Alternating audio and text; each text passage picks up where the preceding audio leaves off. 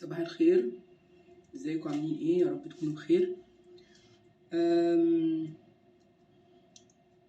كل الناس او كل المرشدين، مش كل الناس، عارفين مقابر كوم الشقافة في اسكندرية يعني.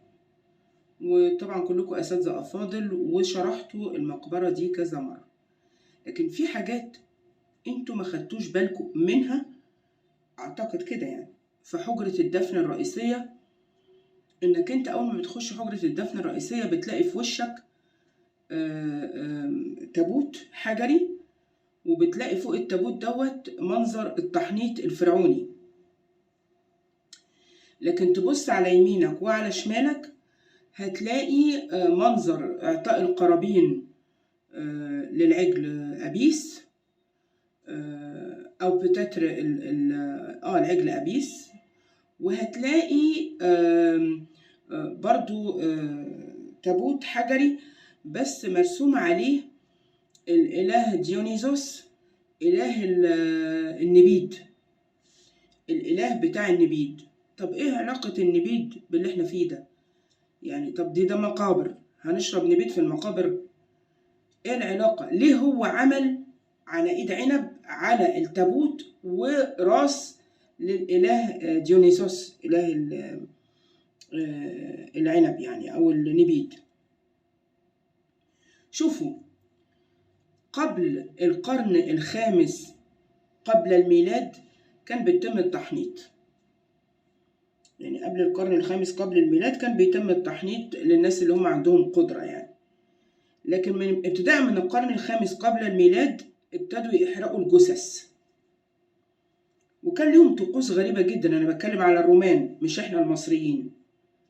إحنا طبعا أساسي عند المصريين التحنيط، سواء أنت غني فقير مش لاقي تاكل، أنت كده كده جثتك هتتحنط علشان تقدر، اعتقادا منهم ان انت عشان تستخدم الجثه دي تعيش في العالم الاخر.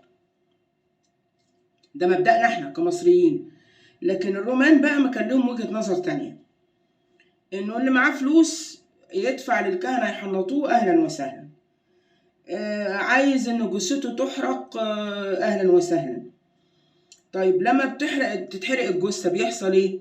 بتقوم اقرب واحده ليه من العيله، اللي هي يا اما امه يا اما زوجته، يا امه يا زوجته، تاخد الرماد بتاع الجثه ده وتروح حط عليه نبيد. بتحط عليه نبيد وتحطه في فازه كده من الالاباستر جوه التابوت ده. فعشان كده هو رسم لك اله النبيد، لانه هو كان بيستخدم على رماد الجثث. ده كان من ضمن الطقوس الجنائزيه عند الرومان. لكن العبيد عندهم، هم كان عندهم عبيد، العبيد عندهم كانوا بياخدوهم كده ويدفنوهم بالكوم كده في حفرة وخلاص وخلصنا يعني.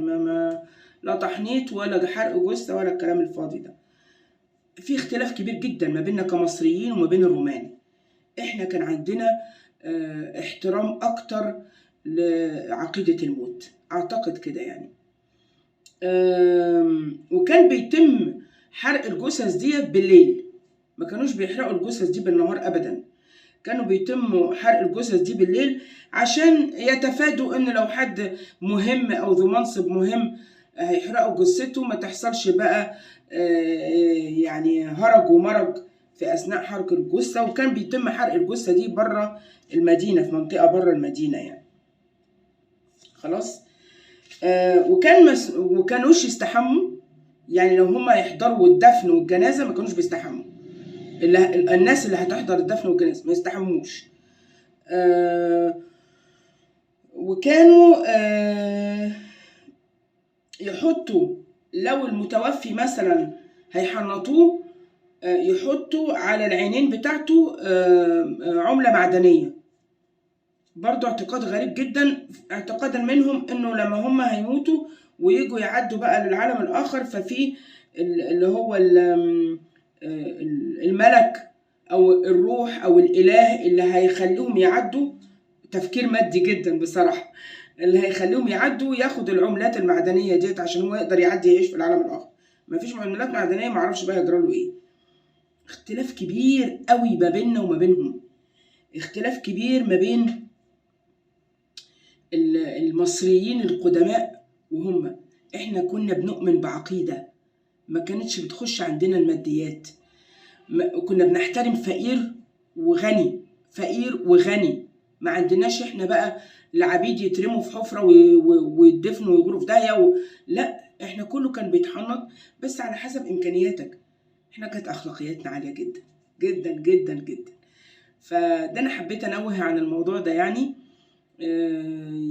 مهم ان انت تبقى عارفه او تحكيه في مقابر كوم الشوافة. شكرا جزيلا.